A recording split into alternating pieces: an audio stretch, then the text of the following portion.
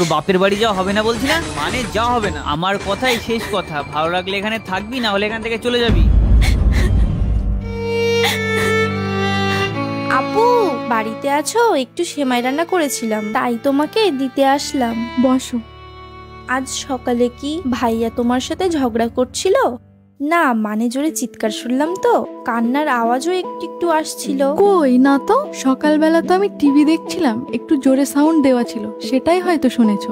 আচ্ছা ঠিক আছে, আমি যাই তাহলে।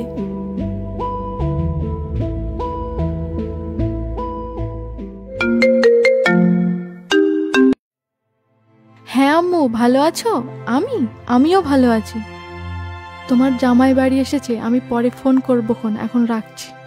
তুমি সবাইকে সত্যিটা জানালে না কেন? হাজবেন্ড ওয়াইফের মধ্যে তো খুঁটিনাটি ঝগড়া লেগেই থাকে, এখন ঝগড়া করব, কিছুক্ষণ পর মিশে যাব। যদি আমি রাগের মাথায় তোমার কথা সবার সাথে বলি, তাহলে সবাই তোমাকে সারা জীবন ওই আগের মতো খারাপ চোখেই দেখবে, সেটা আমার একটুও ভালো লাগবে না। আর একজন স্ত্রীর সম্মান শুধুমাত্র তার স্বামীর কাছ থেকেই আসে, তাই না?